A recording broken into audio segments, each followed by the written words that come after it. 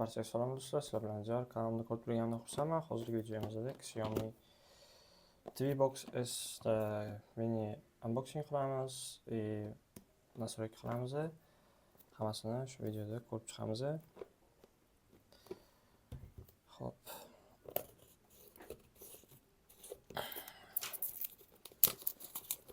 Xiaomi TV Box S 2 and Gent Google TV, ya'ni bizda Android TV bor, keyin bu yerda Google TV bilan Android TVni interfeysida ishlashda farqi bor. Tushib ketdi. Xo'p. Xo'sh, korobkamizda unaqa bo'lib Xiaomi boksimiz chiqib keladi. Operativkasi 2, xotirasi 8, 4K sifatida ko'rsatuvchi, bunaqa kichkina.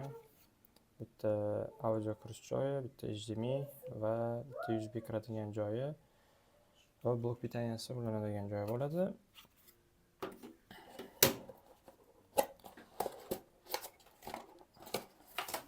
Ochilgan bo'lsa, bizda korobka dokumenti, HDMI kabel ulanadigan joyimiz, bu yerda blok pitaniyamiz.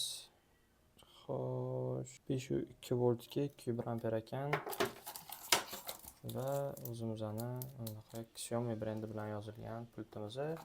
Korobkada boshqa narsa qolmadi. Pultda poxodu batareyka yo'q. Shunga sotayotgan paytingizda batareyka oling. Batareyka bo'lmaganligi uchun batareyka olgan edim.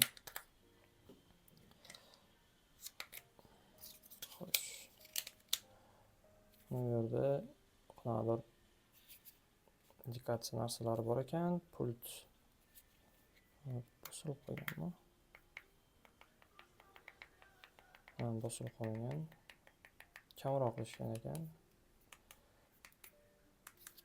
Xo'sh, shundan juda ham yaxshi. Xo'p, endi buni barchasini hozir ulab chiqamiz.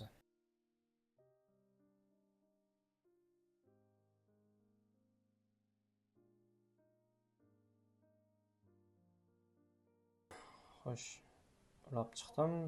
Endi yo'qolish anaqa bo'lyapti. Televizor ulamaganman. Hozir monitorda turibdi. Monitor o'zidan sizga hozir ko'rsatib ketaman interfeysini. Sizga qurol bo'ladi. Hop, mana ikkita tugmachani bosyapti.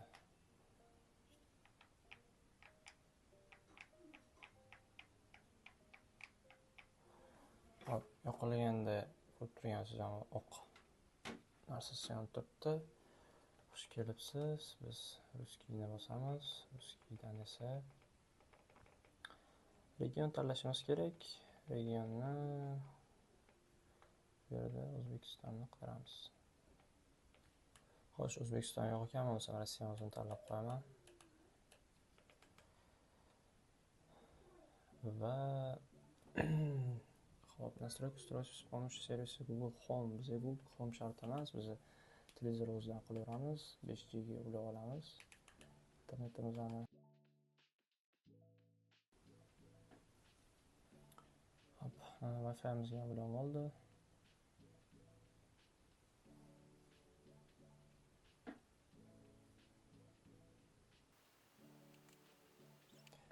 Hop, Google account ulanayapti. Google account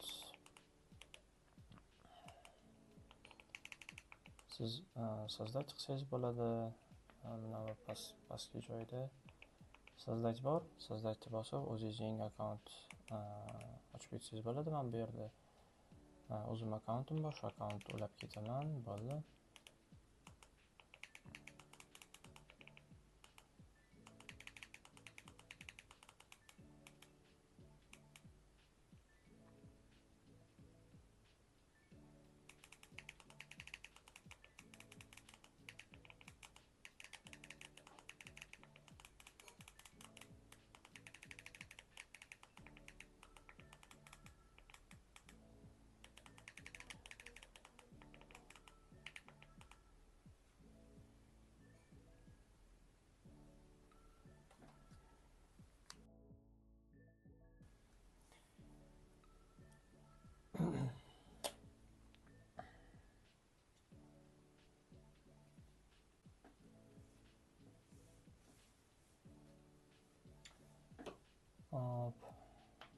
Пишите. Ага. Сейчас принять, показать больше, принять хварамас. Принять. Наверное, подписаться хварамас. Курсе событий больше. Все приложения на телевизоре. Hop, bunga shart emas. Uni o'qib chiqib o'zingiz tanlasangiz bo'ladi. Ya'ni sizga kerakmi, o'zi yo'qmi. Bu yerda o'sha qaysi servisdan foydalanasiz deyapti. Biz shuni o'tib ketamiz. Hop.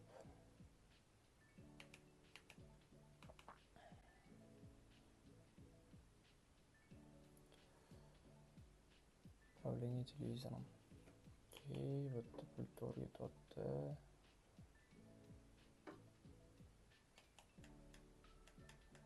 O'zini ko'tarish, baland qilish. Tayyor, принять.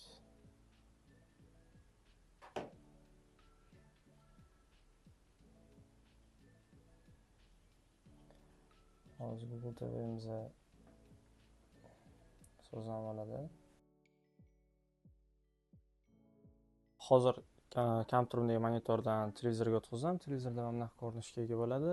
Hozir полностью настройка qilib bo'lindi. Bizda interfeysimiz mana bunaqa holatda bo'ladi. Ya'ni Google TV, tepasida главное приложение biblioteka Mixom va o'ng qo'lda o'sha mana настройка va поисковик joyi turibdi.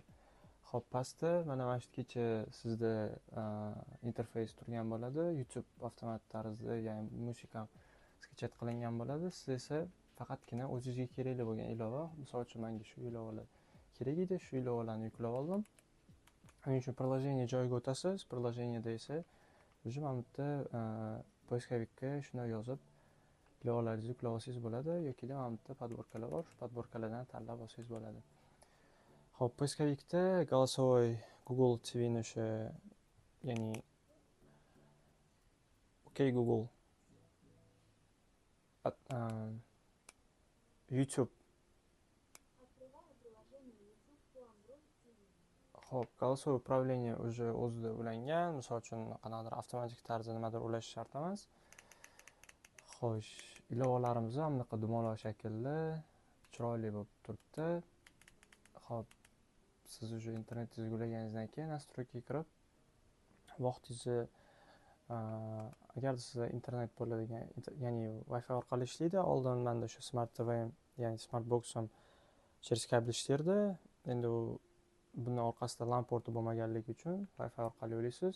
Iloji boricha misol uchun sizda 5G agar router bo'ladigan bo'lsa, ikkitachasini tanlab 5G ulashni tavsiya qilaman, chunki bunda ma'lumot almashishi 2-4 dan ko'ra 2-3 barobar yaxshiroq bo'ladi. Va katta 4K'dagi videolarni ochib ko'raman deydigan bo'lsangiz, sizda internet qotmaslik ehtimoli oshadi. Xo'p, bu yerda sistema joyiga o'tib olamiz. Sistemadan data и времяdan использовать время сети turgan ekan. Xo'p, shuni qoldiramiz. O'zi время сети bo'lishi kerak. Bu yerda esa bizga GMT+5 kerak. Ya'ni o'zimizni toshgan vaqtda. Hop, mana Ekaterinburg. Mana shuni tanlayman. Siz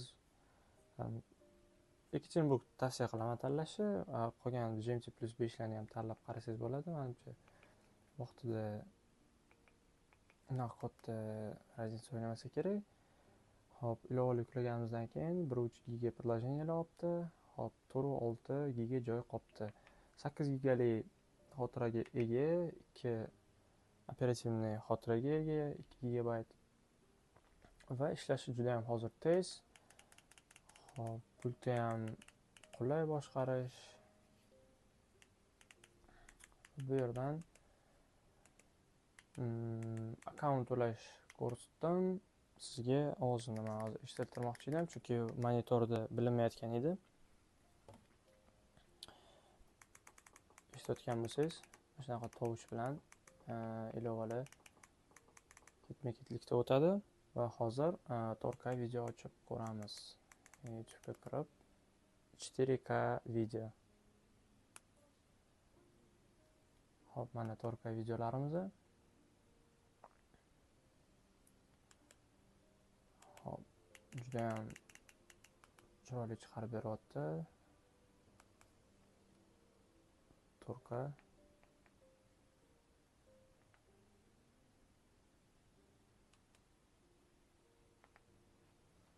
Hop, videoda bunaqa sezilmayotgan bo'lishi mumkin, lekin hozir ko'zimga juda ham yoqimli ko'rinyapti.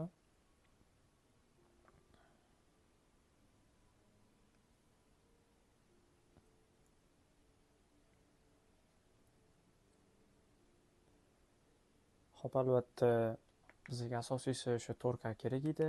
Mi pristavka juda ham sifatli narsa. Buni bozordan 630 mingga oldim. Hop, siz o'sha sizdan sotib olishingiz mumkin va tavsiya qilaman. Oddiy smart boxdan ko'ra bunaqa Mi boxlar juda ham ishlash uchun qulay, ishlash tezligi yaxshi, sifati ham, ya'ni brendoviy narsa, o'zingiz bilasiz. Mi hamma joyi Mi bosyapti. Bizga asosiysi shu edi. Hop, bu yerda mana avtomatik tarzda, misol uchun YouTube bo'lsangiz, YouTube'ga avtomat kiradi, Netflix bo'lsangiz Netflix. Netflix men skачать qilib o'tirmadim. Agar siz foydalanadigan bo'lsangiz, настройкani boshida уже qo'ysangiz bo'ladi. Va главный joyiga o'tamiz. Hozir bitta Crunchyroll o'tkazganimdan keyin bizga bunaqa podborkalarni tanlab beryapti. Bulardan albatta hozir registratsiyadan o'tib chiqamiz. Agarda misol uchun ilovalaringizni joyini almashtirmoqchi bo'lsangiz, izminit joyiga bosasiz va o'zingizga kerakli ilovani tanlab, chapga joyini bosasiz. Shunaqasi o'tkazib olib, o'zingizga qulaylik yaratib olasiz. Xo'sh, mana bo'ldi. Hop, bizani kursimizni hozir Jeriz Wi-Fi orqali ko'ramiz, qanchalik tezlik olib beryapti. Oldingi smart boximizda X96 edi. X96 da 5G edi.